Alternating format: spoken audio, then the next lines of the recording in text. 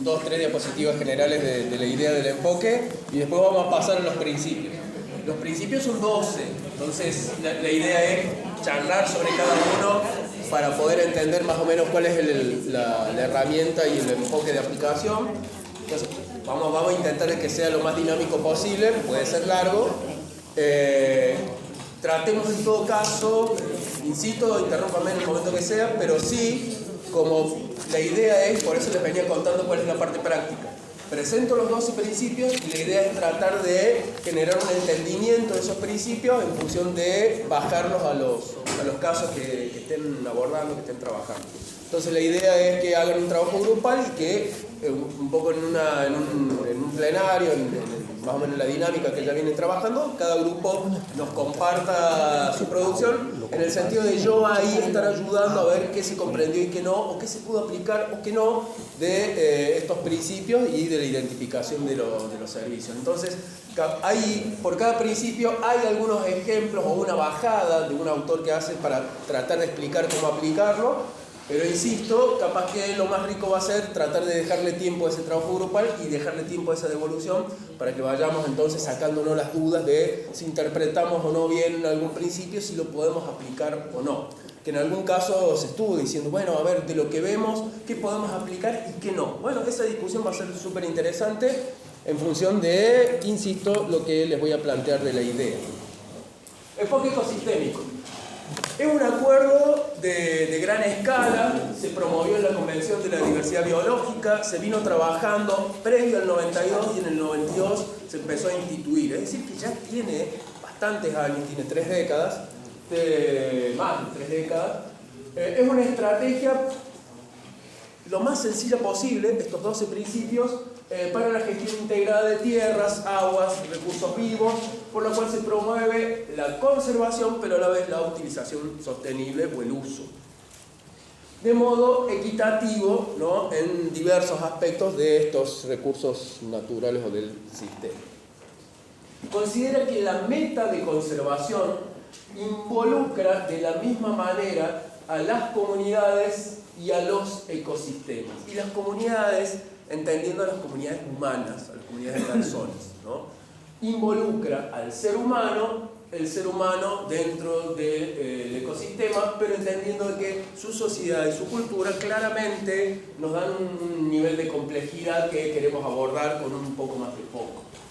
La sociedad, la cultura como componentes principales y centrales de los ecosistemas, y hace énfasis en la necesidad de manejar sistemas cambiantes. Eso en algún momento ustedes lo dijeron, va a haber un principio que va a trabajar, va a plantear el trabajo sobre lo que constantemente, dinámicamente se está transformando, está cambiando a nivel natural y a nivel social. Y que se debe gestionar, y eso insiste mucho, y por eso yo hice ese trabajo también de lo que significaba, a partir del comentario del compañero, esto de el juego y la discusión nuestra mental, pero también colectiva, de tratar de trazar esas metas de largo plazo. El enfoque ecosistémico trata de decir, esto es muy largo plazo. Lo que empecemos ahora es probable que no veamos el resultado. Y eso es un desafío muy grande a nuestras ansiedades, a nuestras necesidades, a nuestras capacidades. Porque estamos enfrentando escenarios de muy gran incertidumbre. Y esto se empezó a decir en el año 92. O sea, imagínense si en esa época se estaba describiendo que había escenarios con grandes incertidumbres, claramente estamos, ¿no?, en el ojo de esa época. Insisto, el desafío es tratar de abordar esa integralidad, ¿no? La premisa es que el éxito de la gestión de los ecosistemas está ligado fuertemente a la aplicación de todos estos principios, ¿no? Entendiendo el éxito como mantener, recuperar la integridad de los ecosistemas, algo que en algún momento también se mencionaba, esa interacción con el ser humano positiva, intentando que sea positiva, y el bienestar de las sociedades que lo habitan. Entonces queda claro que el enfoque de contribuciones de la naturaleza, de servicios ecosistémicos, está inserto aquí pensando en conservamos los ecosistemas, pero también intentando trabajar sobre el bienestar de las personas que lo habitan. En ese sentido, la Convención le ha dado un enfoque social a la conservación. En esa época, capaz que ahora es muy evidente, y ya tenemos 3 décadas de producción de literatura o de líneas de trabajo, etc. Pero en el 92 había una discusión de decir, ¿qué seguimos haciendo? Estamos viendo a la naturaleza como ese entorno silvestre, alejado, que lo queremos proteger en forma estricta y que lo imaginamos sin personas y que eso es la conservación. O estamos empezando a discutir que necesitamos generar procesos de protección, de conservación con la gente adentro de esos procesos, adentro de nuestra mirada de qué son los ecosistemas. Y por lo cual, en ese momento el desafío... ¿Fue el informe Brundtland? ¿De ahí se desprende? No, ahí está la discusión con ese informe, era que sí, muy bonito ese discurso, pero había ese enfoque tan grande desde el punto de vista antropocéntrico y desde el punto de vista utilitario. Vemos la naturaleza, hablamos de la intergeneracionalidad, pero la naturaleza está a nuestro servicio. Y ese servicio era, en ese informe, con un enfoque económico muy tradicional. Sí. Entonces, esta fue la movida que venía a tratar de disputar esa tendencia, que no eran cuasi contemporáneas, pero que después se fue profundizando a partir de estas propuestas, se fue profundizando hacia otro lugar que veníamos charlando, de contribución a la naturaleza, la participación, etcétera, etcétera. Todo eso va a estar en estos 12 principios. Y por lo cual, la conservación en función de la gente, con la gente adentro, ¿no? Eso dice el párrafo en este sentido. La Convención le ha dado un enfoque social a la conservación de la biodiversidad, la ha puesto en función de la gente. Y por lo cual, para determinadas ideas de protección más estricta o determinadas escuelas de trabajo, y es como que dicen, no, eso no funciona, no esto, y empieza un poco también lo de los Kimumi, ¿no? Estas discusiones de, che, ¿qué hacemos con determinados ecosistemas que necesitamos trabajarlos, intervenir, necesitamos tener la gente adentro? Es quizás por eso, al contrario de lo que se podría pensar a priori, cuando uno habla de enfoque ecosistémico, si uno dice ecosistema, ya ese paisaje natural sin gente alejado, entonces, no, en realidad la idea es irnos para otro wing, para otra punta, no es, a pesar del nombre de ecosistémico, no es hablar solo de naturaleza. Es una estrategia entonces que incorpora el tema social de una manera muy fuerte, dándole un protagonismo importante a la participación de los actores sociales en la toma de decisiones políticas y de la toma de decisiones estratégicas respecto a la gestión de los ecosistemas. Lo cual, históricamente, y ahí entonces empezamos a desgranar el tema de qué actores, qué enfoque de participación estamos hablando, lo cual históricamente ha sido resorte, es decir, ha sido casi un ámbito de trabajo exclusivo o sesgado hacia el criterio de técnicos, de entidades gubernamentales o de organizaciones civiles, ¿no? Es decir, hay un segmento de gente que nos hemos formado que somos los que tenemos la palabra para tomar las decisiones.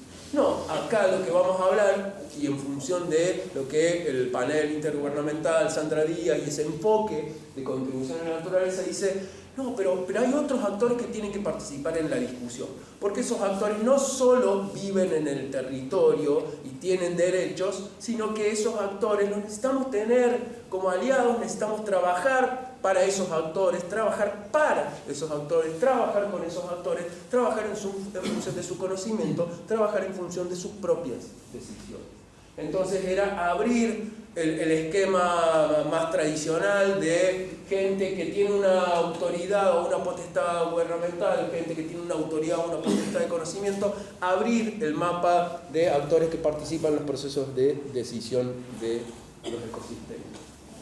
Hay un material, creo que, a ver el anterior, creo que era...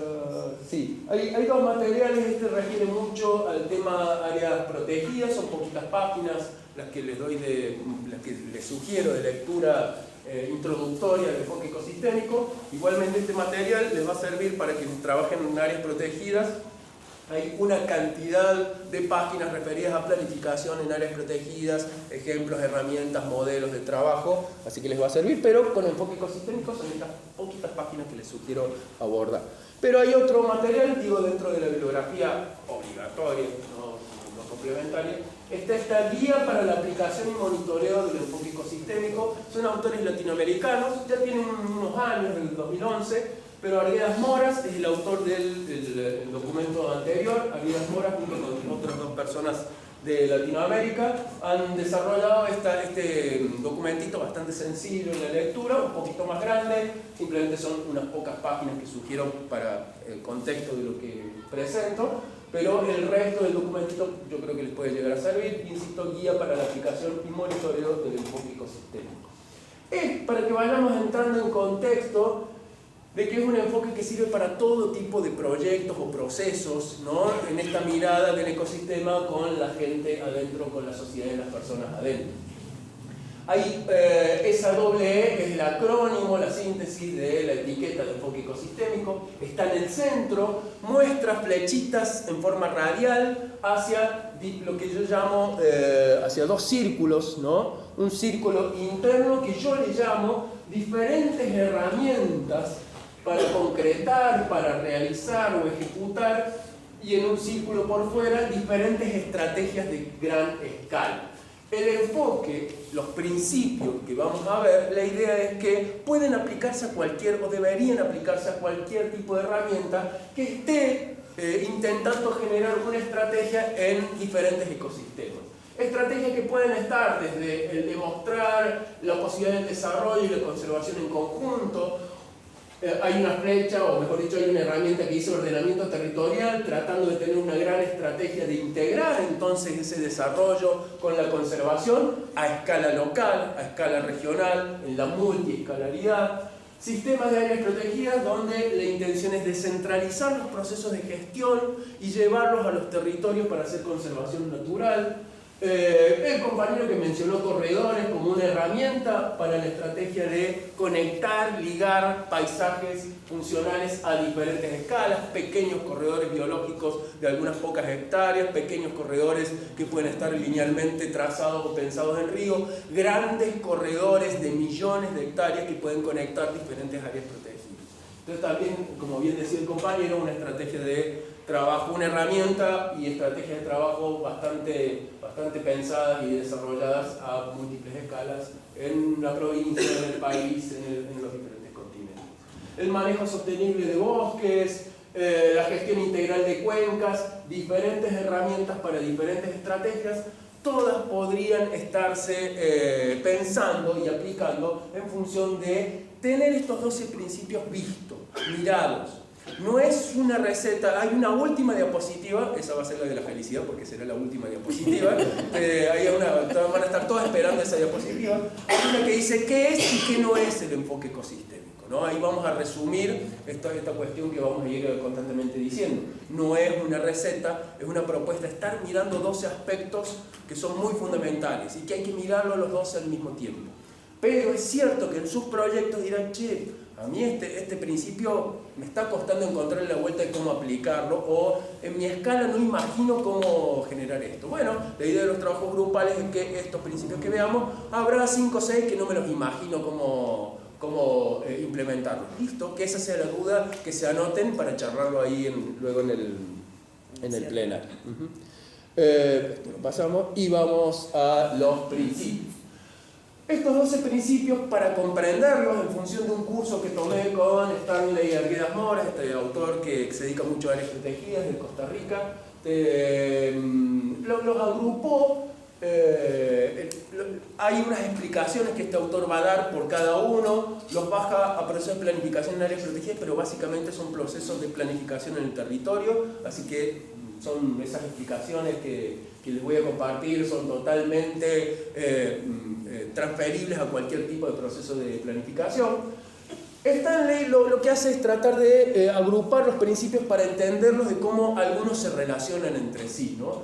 Hay una numeración del 1 al 12, pero hay 4 grupos, y le llama a estos grupos paradigma, es decir, bueno, se relacionan algunos en una idea fundamental. Hay uno que se llama sistémico, hay otro grupo paradigma que se llama social, hay otro que se llama económico. Entonces ya ahí hay una preponderancia bastante interesante, es decir, no nos alejamos totalmente de decir, che, de los lenguajes de valoración, no nos alejamos totalmente de lo que veníamos utilizando. Hay otros lenguajes que incorporamos, pero tratando de ver cómo es que se da la posibilidad de mirar y pensar nuevas formas o formas más equitativas de cómo desarrollar, ¿no?, el eje económico y sus beneficios en los territorios. Sistémico, social, económico y de escalas, que los dos intermedios, social y económico, se relacionan. El de escala sin duda se va a relacionar mucho con el sistémico. 4 grupos de los 12 principios, que lo que voy a hacer es entonces primero presentarlos en grupo.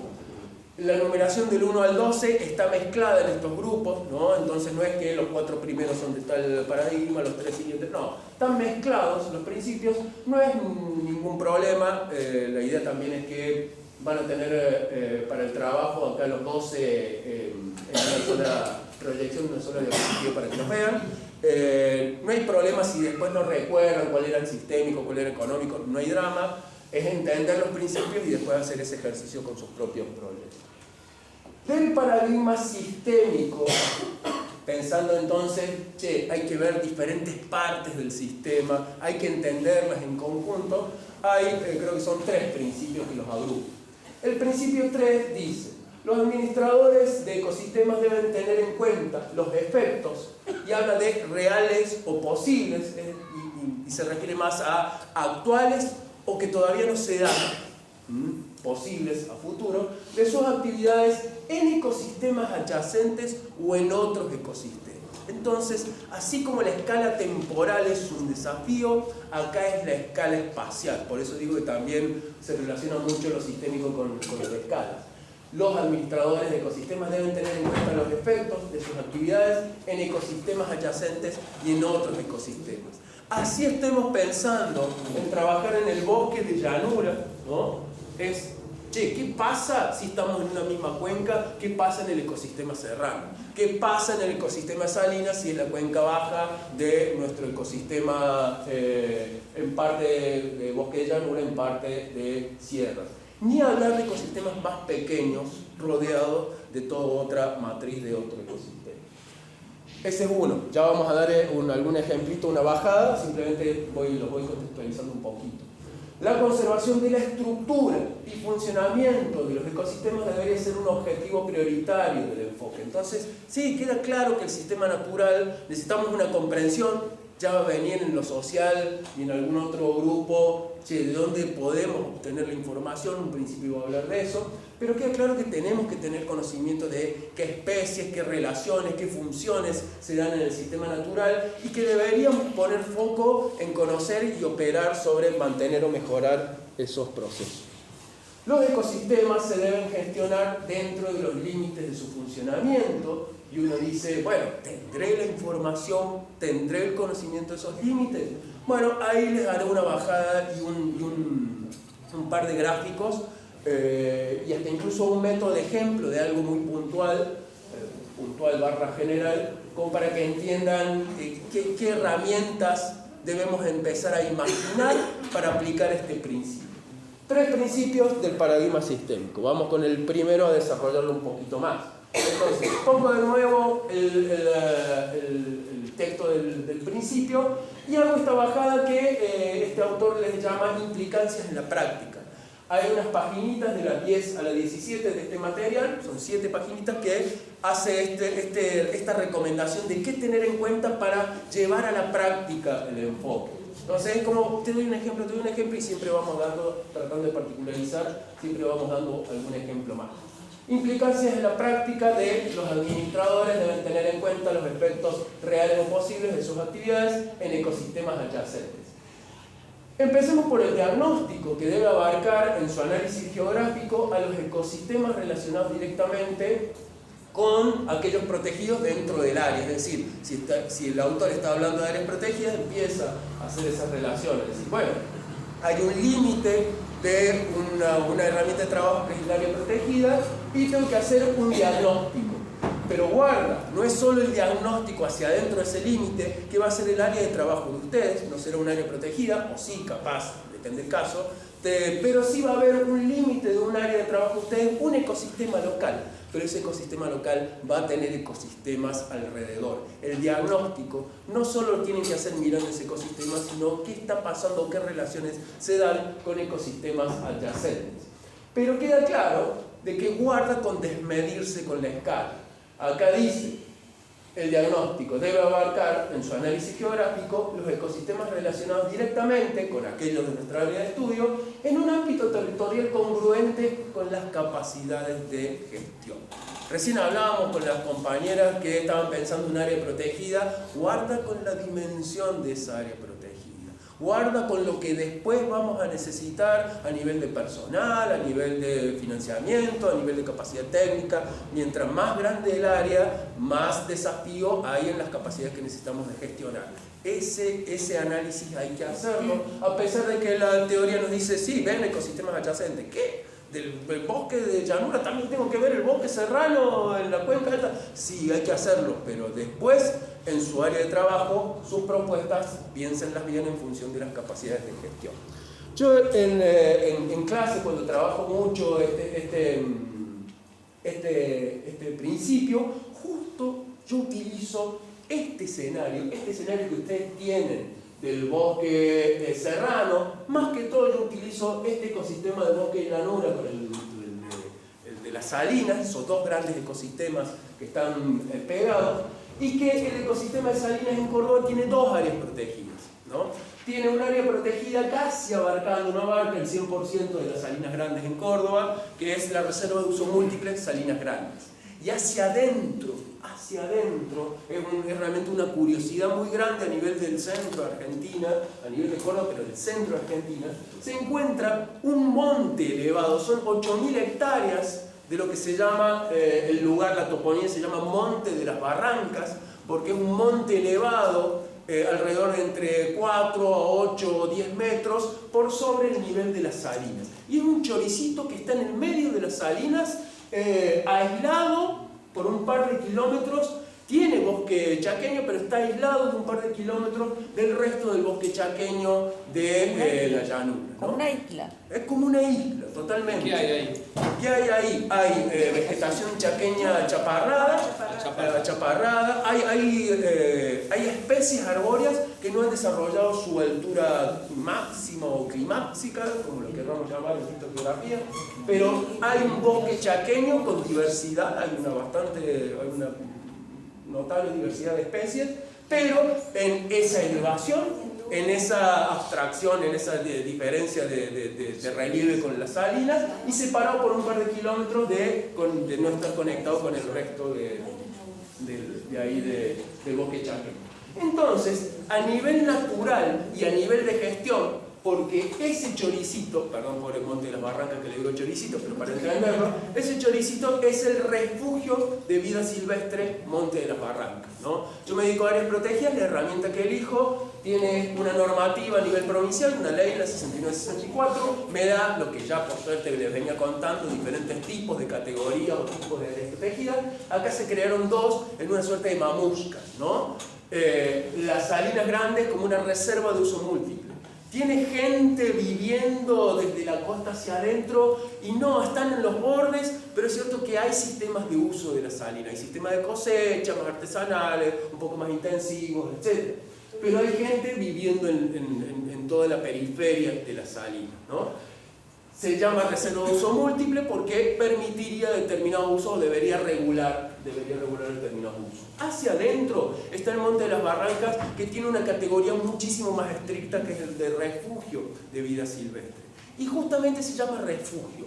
Ahí, en ese choricito de protección estricta, están pudiendo refugiarse algunas especies que entran y salen del monte, o están en ese, claro, encontramos una cantidad de huellas de todo lo que es el desplazamiento en salinas, porque es el paño en el cual empezamos a encontrar todos esos rastros de cómo los bichos se van moviendo en las salinas, se van refugiando en el monte o van entrando y saliendo con respecto a ese entorno, ese gran entorno del bosque chaqueño. Entonces, como insisto, herramienta de gestión, las áreas protegidas que hay acá, las Salinas Grandes rodeando, o la reserva de uso múltiple rodeando un refugio de vida silvestre, es un muy buen ejemplo de, a la vez, estar abarcando casi la totalidad de un ecosistema, una reserva, la reserva de uso múltiple, y rodeando a una pequeñita reserva de otro ecosistema, y encima esas dos en el borde de otro ecosistema. La gestión del Monte de las Barrancas y de la reserva de uso múltiple no se puede dar, no hay forma que podamos pensar la gestión de esas áreas si no gestionamos lo que sucede en el borde, con los sistemas de producción que hay en el borde, con las transformaciones que se están dando en el borde, etcétera, etcétera. Y es esta área de trabajo. Ustedes están en ese borde de la salina, esta es la gran región que está en ese borde de salina. Lo que acá se decida, porque acá están las cuencas que desaguan y llegan a las salinas grandes, porque acá están las personas y los sistemas productivos que algún tipo de relación impacto se está produciendo en el ecosistema de salina. Este es un muy buen ejemplo de que si alguien quiere generar, y de hecho la reserva de uso múltiple tiene un plan de gestión, por ahí podría ser bibliografía complementaria de subir el plan de gestión también por si lo quieren chusmear, de ver si ese ejercicio se ha hecho de lo que desde hace 30 años necesitamos para decidir sobre un ecosistema, ver qué pasa en los ecosistemas adyacentes. Insisto, como una mamushka. Si yo planifico el refugio de vida silvestre, tengo que planificar la reserva de uso múltiple. Si planifico la reserva de uso múltiple, tengo que planificar qué ocurre en esa área de amortiguación. Hay más o menos cuántas iteraciones son. Con una sola iteración bastaría, en un caso más general, no tan particular como esta. ¿En qué sentido de ¿Cuántas veces debo tener en cuenta los entornos? Siempre. Siempre. ¿Cuántas? Siempre. O sea, siempre. En todo momento, en todo lugar, en toda cantidad. Hay una película, ¿cómo se llama la película? Bueno, no me acuerdo bien el nombre de la película, pero vela porque es muy buena. ¿Cuál es? ¿Cuál? Sí, en todo momento, a todo lugar. No me acuerdo. Todos, todo el tiempo, en todo momento, algo así, ¿no? Esa es la vida de un planificador. O sea, todo, en todo momento, en todo lugar. Más o menos así sería la metáfora. No, para todos los diferentes aspectos va a tener una ligazón, una relación. En lo social, en lo natural, con la fauna, con la flora, con el sistema ganadero, con el sistema de cosecha de herbáceas medicinales, etcétera, etcétera, etcétera. Con todo el sistema social y natural vas a tener que estar trabajando constantemente a esa escala, ¿no? El tema es, bueno, a ver qué capacidad de gestión tenés. O cuál es tu responsabilidad también, porque ahí en este caso justo hay una responsabilidad gubernamental provincial porque hay figuras que se deben gestionar a través de la Secretaría de Ambiente, entonces ahí hay un juego que constantemente ese actor de gestión tiene que realizar en todos esos temas, en todo momento, en esos diferentes lugares, ¿no? Puede ser que en menor escala es un sistema parecido endorreico al de Mar Chiquita, ¿no? Sí, en algún sentido. De hecho, también se dan comunidades vegetales parecidas en cuanto a todo lo que son los jumes, más allá que hay jumes diferentes, que es la vegetación achaparrada, halófita, que resiste la salinidad, que resiste los pulsos de humedad, etcétera, etcétera, que se dan en la costa de la salina. Hay mucha relación, creo que una especie o dos que la comparte, y después hay especies diferentes, pero se da ese tipo de ambiente vegetal, se dan los suelos muy salinos, se da determinada vegetación achaparrada, se dan sistemas productivos ganaderos de escala más extensiva, más familiar. La fauna. Por la especie endémica también. Se dan endemismos, sí, de la monjita salinera y alguna otra más. Sí, y más allá de que Mar Chiquita es un universo enorme, inmenso, y se dan otros sistemas sociales ahí que son diferentes en alguna cuestión. Una dinámica propia. Sí, tal cual. Pero a nivel natural, a nivel social también sí tienen muchos puntos de contacto. Seguimos en el mismo paradigma. El principio 5, la conservación de la estructura y funcionamiento de los ecosistemas, debería ser un objetivo prioritario. Implicancias de la práctica. El análisis en el diagnóstico no debe enfocarse a una visión especies-céntrica. Capaz que en un principio cuando vos me preguntabas cuántas interacciones, yo digo, estará pensando en una especie, estará pensando en un atributo y tengo que ver esto y me concentro en esto, en los dos ecosistemas y solo en eso. Bueno, hay otro principio que dice, guarda, no te concentres solo en una cosa. A pesar de que esa cosa, no pobre, le estoy diciendo cosa a una especie, a un ser vivo, a un ser vivo, a pesar de que ese componente tenga una importancia enorme, no te concentres solo en eso. Dice, no se debe enfocar en una visión, desde conservación, mucho pensando en las especies, en una visión especie-céntrica, ¿no? Prestarle mucha atención solo a una especie, en donde se limita a identificar, calificar y analizar especies en forma individual, sino que debe ver el ecosistema como un todo, analizar sus requerimientos para continuar funcionando y prestando a la vez a la comunidad los bienes y servicios esperados. Entonces, un poco lo que les contaba, que les adelantaba de que algún trabajo hice hace década y media en esta zona, empezamos a trabajar con lo que era el hecho natural y de conservación muy particular a nivel nacional, de que acá hay guanacos en una población separada del resto de la Argentina. Hay guanacos en este oeste de Córdoba, un juego de palabras dice, en este lugar, en esta región del oeste de Córdoba, y que llega acá en esta parte sur de Cerrezuela, llega a la zona de Piedrita Blanca, llega a la altura del Chacho, pero un poco más al este y de ahí hacia abajo, llegando hasta incluso la presencia de estos bichos hasta la zona de Chancaní, no exactamente el pueblo, no exactamente la reserva, pero sí en la región. Se han dado bichos, lo hemos visto ahí cruzando la ruta 28 que va a Chepes. Se da la presencia del guanaco en ambientes chaqueños, no en ambientes patagónicos, no en ambientes andinos de puna y prepuna, se da en el Chaco, esquivándole a todas las espinas y ramoneando la corteza, ramoneando jumes, ramoneando diferentes especies en una dieta absolutamente diferente al resto del país, ¿no? Y es una población que por ahí tiene un punto de contacto con ya el área geográfico jurisdiccional de La Rioja, pero es una población que está bastante alejada de los que serían los parientes más cercanos, que son los guanacos en el monte, ¿no? En la región, ¿no?, del monte, esa región de vegetación más abierta y achaparrada hacia el oeste de Argentina, dentro de provincias como La Rioja, ¿no?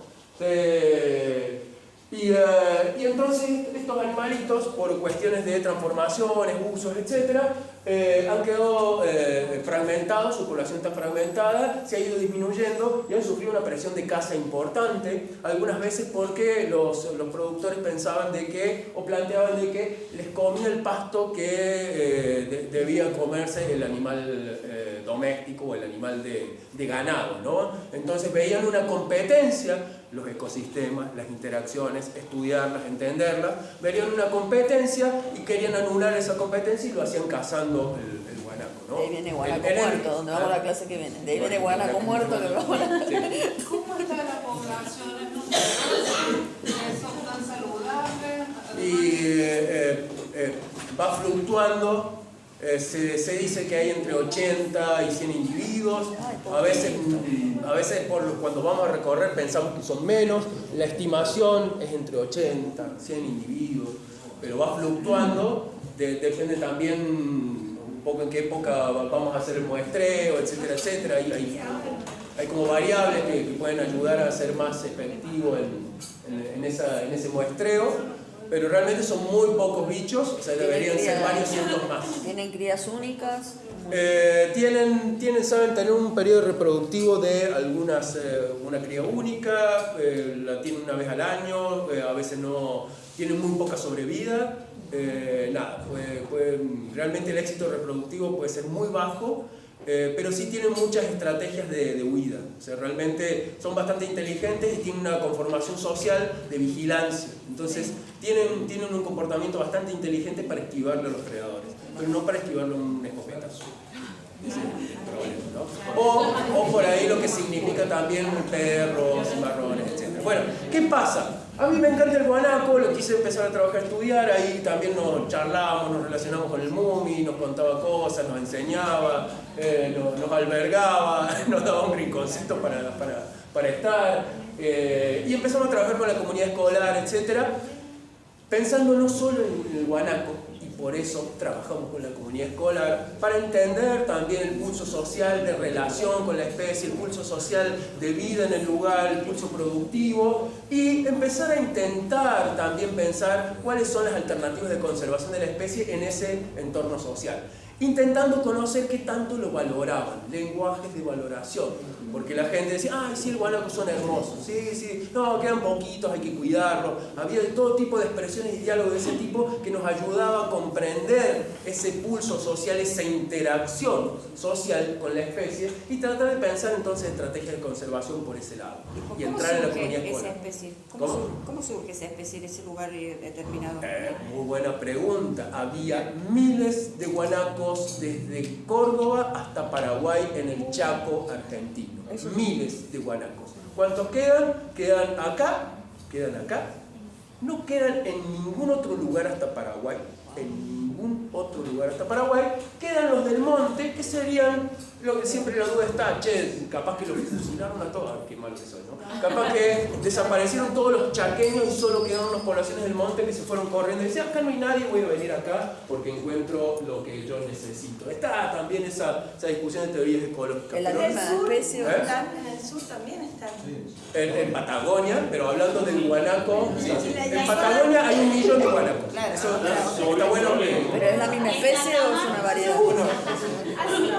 Creo que sí. Otra poblada. Eso es otra historia, que es el proyecto de reintroducción del guanaco en Sierras Grandes. Porque hace cientos o miles de años el guanaco no solo estaba en el Chaco, estaba también en las sierras y se conectaba con Patagonia. El guanaco estaba en un área enorme.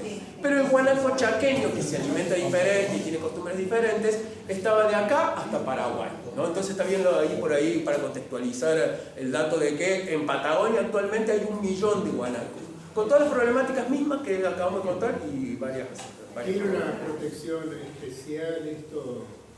Se ha declarado, por suerte la Secretaría de Ambiente entró en un proceso de consulta, entró en un proceso de modificación de la ley de áreas protegidas, modificó el artículo de monumento natural para que puedan incorporar especies y se incorporaron, creo que son 8 especies, creo que son, como monumento natural, entre las que entró el guanaco paracoba. Está protegido en forma estricta como especie. ¿Cuántas eran? 8 especies. Las que Sí, incorporaron monumento, ahora, sí, sí, creo que eran no. 8. Sí. No, es interesante lo que dijo la señora porque vos mencionaste al principio lo que pasó, por ejemplo, en la espinal. Y eso lo hablamos en la clase pasada. Que uno no ve una espinal ahora, ve soja, maíz. Y lo mismo pasa con estas especies, porque parece que viene un plato volador y las dejó ahí. No. En un momento, hablando de la cuestión temporalidad, no solamente espacial, había guanaco, como vos bien dijiste, incluso en Chaco hay una ciudad, una localidad que se llama Pampa de los Guanacos. Hay guanaco en todo. Es como el yaguarete. En el mismo momento había Nahuel Huapi. Él porque recuerda el PowerPoint. Él hace... No, digo, son especies que uno ahora las ve en un punto, bueno, pasa con aves, pasa con el ñandú, bueno, en un punto determinado, pero eran numerosísimos. Y vos dijiste miles, yo creo que eran cientos de miles, desde Córdoba hasta Chaco, Paraguay, ¿no es cierto? Y toda esa acción antrópica y bueno, y el avance no tanto la agricultura ha fragmentado todo hasta que ya no le toma lugar. Por eso por ahí uno no dimensiona también que una reserva no es solamente la plantita, el animalito, el pajarito, es cuidar el hábitat, es cuidar donde viven, donde nacen, se desarrollan y mueren esas especies, que necesitan un lugar para vivir como todos nosotros. En esa convivencia